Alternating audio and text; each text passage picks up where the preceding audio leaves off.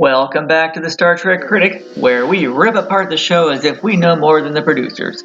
Each episode starts with 100 points, then 1 point taken away for each error. This just in, I originally posted this video on February 8th, 2021, and once it got to 15,000 views, thank you viewers, it got slammed with copyright claims. So this is a replacement video, and you'll be seeing a lot of unusual thumbnails tossed in to counter those claims, as well as a small updated tribute to Teri Garr at the end, which really doesn't do her justice. But thank you for the 15,000 views, and rest in peace, Teri Garr. Now, back to the show. Today's episode is Assignment Earth, the second season finale, and loses points before it even starts, since the Enterprise goes back in time to watch a backdoor pilot, which is a cheap way to test out a new series, which was done on the Brady Bunch, Happy Days, and even The Office. The next point is lost for having this the last episode of the season. Since Star Trek was cancelled and barely got renewed, the last episode should be for the crew, not other people. They did this in Enterprise too. Also, it makes the show look like the third season will be about Gary 7 instead, so it's a real FU to the Star Trek crew. The next point is lost for the time travel. They act like this is a routine trip, when in reality, in Trek reality that is, time travel is dangerous, not a perfect science, and should only be done if absolutely necessary. It looks like Captain Archer never did tell them about the temporal Cold War. When they traveled through time, did Kirk dream of whales? This is a great shot of Lieutenant Sulu. But wait, that's not Sulu on the left, so minus 1 more point. Look closely, Leslie's behind Sulu in a red shirt. 1968 may have also been the year the show aired, but that year did have a lot of difficulties. A lot like 2020. Kirk is talking about himself in the third person. Force shields isn't really correct terminology, but they'll say it different every once in a while. This is a rare shot of the scanner in the transporter room. You hardly ever see it. They get to do the shaking ship dance one last time for the year. Lieutenant Uhura looks beautiful as ever. Looks like somebody left their Jell-O cube on the transporter panel. Kirk sees how far he can lean without falling over, and it's very unusual to be hit by somebody else's transporter beam, especially if you just went back in time 300 years. So something's wrong. Especially when it turns out to be a man with a snotty little cat. And since it's an alien transporter beam, it should be alien glitter, not their own, so minus 1 more point. You know something is wrong when a man with a cat beams in from 1,000 light years away, and through their shields too. And again, Kirk is repeating the guest star's line. He's accusing them of being from the future. It's not like he's from the area either. Look closely, Isis is laying next to the steps of the transporter pad, but now she's in an unknown corner with carpet, so minus 1 point. Gary 7 tells where he came from and his history, but it's impossible for him to prove who he is. But Kirk really doesn't believe him, does he? Now they go into playground fighting. I am from this time period. No, you are not.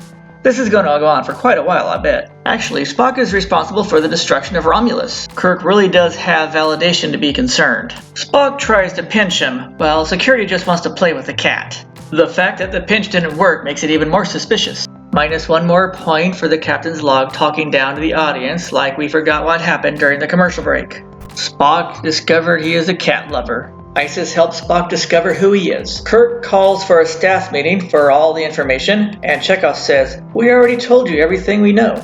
Now they're going to show off their fancy 3-sided TV. Wait, that's Leslie in a gold shirt now, so minus 1 point. Now Leslie's in a red shirt in engineering, so minus 1 more point. He gets around way too quick. Here is Chekhov from one angle, and now from another. That's what she said. Spock is right about this. They were pretty accurate for the coup and the assassination, but shouldn't they also know the platform will explode? Or did they actually change history and their databanks instantly change? I don't think they changed history, which means they didn't know, so minus 1 point. Luckily, this hasn't happened yet, but it still could. Gary 7 is going to escape with the sonic screwdriver he stole from Doctor Who. It also releases a happy spray. And he likes the happy spray. Fabulously. Of course, this makes Gary 7's story more suspicious. Spock has to be logically annoying as usual. Minus 1 point for not showing exactly how he knew how to operate the transporter. Dr. 7 has now arrived in his New York City office. You gotta admit, he does have a nice office. Now we get to meet the smart mouth computer. I am a beta-5 computer capable of analytical decisions. So the new show will have Beta 5 and Dr. 7 bickering instead of McCoy and Spock. Of course, the computer already knows this. He's explaining this to the audience. So minus 1 point. He should have explained this to Kirk and Spock instead. Since there is no evidence he scrambled the computer, the transporter chase should remember where he beamed down, so minus 1 more point. Silly Spock, being there in orbit changes history.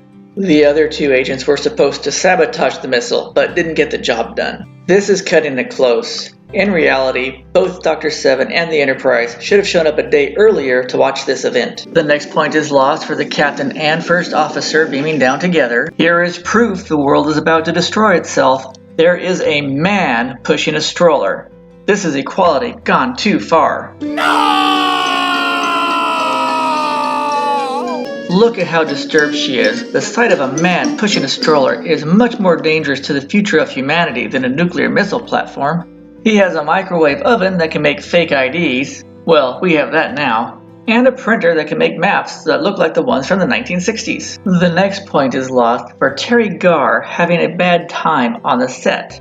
I guess there was talk about Gene Roddenberry wanting her skirt to be super short, and there might have been more going on, so minus 1 point.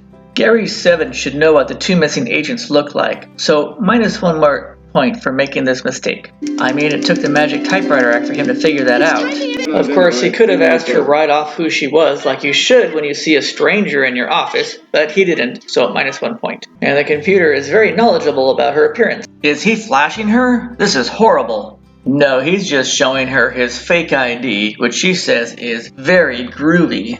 Even in the 1960s, humans raised on an alien planet talk to cats. After watching the end of the show, have you ever wondered what he's really doing in there? So instead of a parallel Earth story to save the budget, they are using today's Earth in a time travel episode to save the budget. How cheesy can you get? I mean, how much did the time travel cost just to save a little bit of money? It took a while for this supercomputer to find out the other 2 agents were killed in a car crash. Look closely, this is a real elevator. It has 2 sets of doors, not like the fake Turbolift set. Gary 7 uses his magic pen to escape while Roberta Lincoln has to deal with Kirk and Spock. In reality, while she was calling the police, Kirk should have grabbed the phone and not the girl, cause now look what happened. Of course, he remembers to take the cat, but not the secret map to the base. When did Spock get his hat back on and switch places with Kirk? The reason Kirk is upset, there's all the wine glasses on the wall, but no wine. This is why Gary 7 was so upset. If they have a direct beam-in site to the base for such an important mission, there should be no reason the other 2 agents died in a car accident in Florida. So minus 1 point for a bad plot device. Minus 1 more point for putting a food truck that close to a Saturn rocket. Back in New York, Kirk found the secret plans that Gary 7 left behind. Now for a quick, only in Star Trek escape routine comedy sketch, which probably also breaks the Prime Directive. Charlie is the actor who played Finnegan last year on Shore Leave, so I'm sure Kirk enjoyed playing this Starfleet Academy stunt on him. If they're gonna show a Mission Control Center, shouldn't this Star Trek actor be in there? Yes! This officer may not know how to wear a hat or a tie, but at least he noticed a man walking around with a cat in a secure area. If you look closer, his pocket is unbuttoned and his badge is misplaced. The security guard may have gotten a few happy shots before Gary 7 zapped him. This doesn't look like the Paramount backlot at all.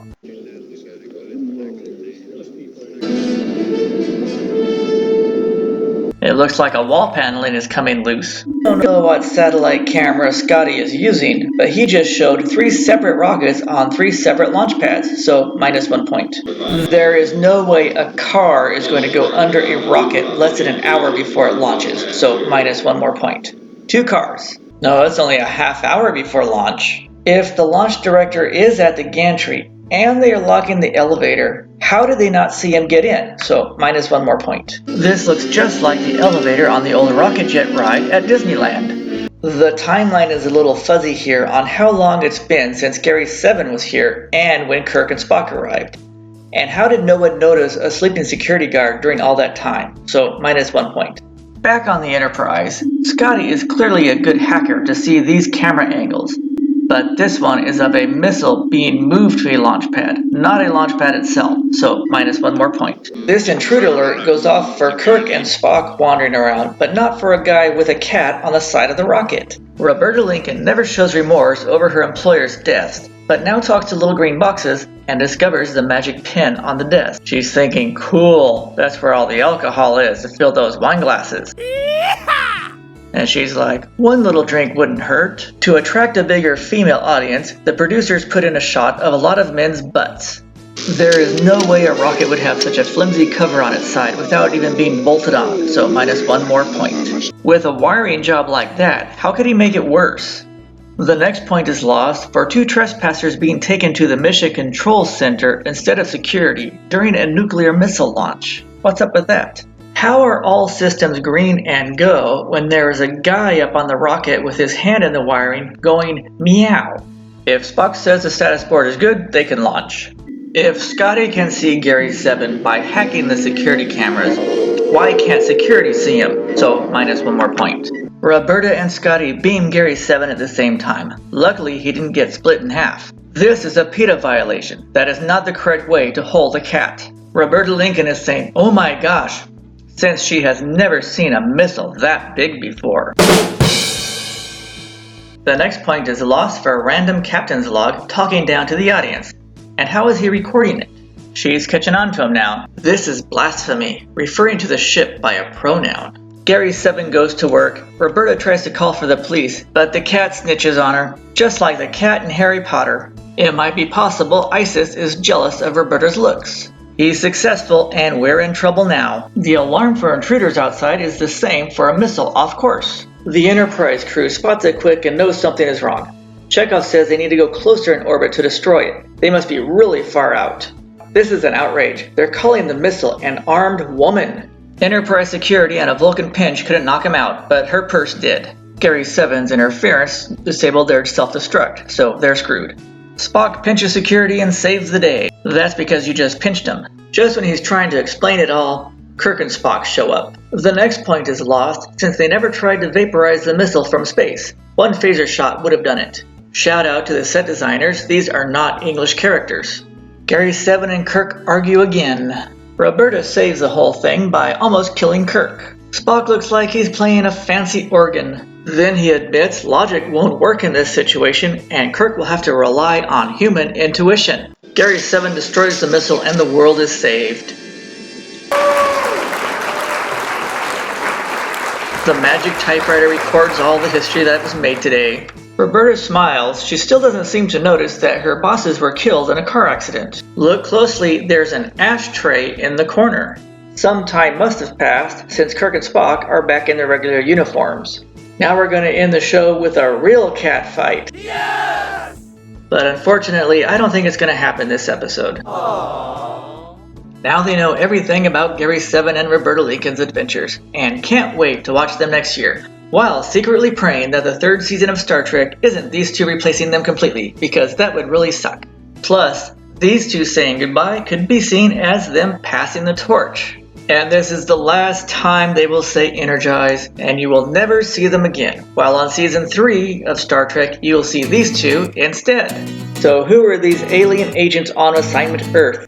3 cats played Isis, but the voice was Barbara Babcock, who is also the voice of Trelane's mother. And next year we will see her on Star Trek in person. Ted Gehring was the policeman with 175 screen credits to his name, including MASH, the original Battlestar Galactica, and Supertrain. Yes!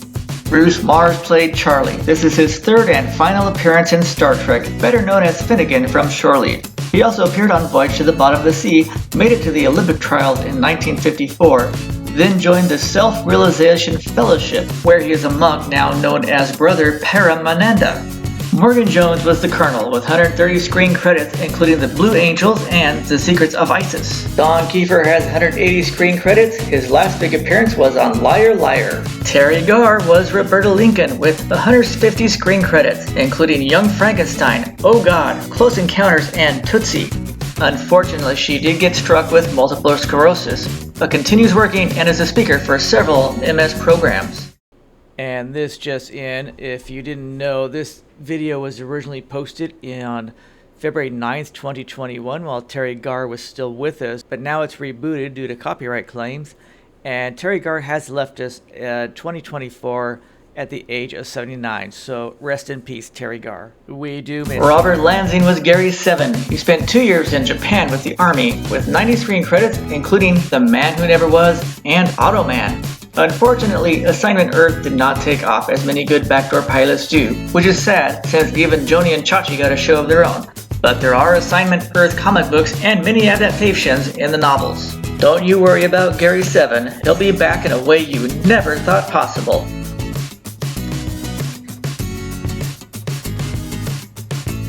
Assignment Earth, the season finale, gets a score of 79%. So, what happened in Season 2? We saw a Vulcan mating dance, the crew killed a former god, they met a hybrid monster probe, Spock grew a beard, they fought Val, they killed a giant planet eater, they had a Star Trek Halloween, Harry Mudd, Zephram Cochrane's girlfriend, they hosted a diplomatic mess, McCoy delivered a baby, the crew got old and cranky, they were attacked by a killer cloud, Jack the Ripper, they discovered tribbles, they were abducted by brains in jars, they became gangsters, saw a monster amoeba, had a private little war, met godlike glowing balls, fought Nazis, the crew turned into sugar cubes, and alternate Earth-China conflict, M5 tried to be Hal, they fought Romans, and went back in time. These are the 3 episodes this season that should not be missed, and these 3 you could skip if you wanted to. That's all for now, thanks for viewing. Be sure to join us again for the 3rd season, and be sure to check out my other videos and playlists, and click that like button, the share button, and that subscribe button, and I'll see you again soon.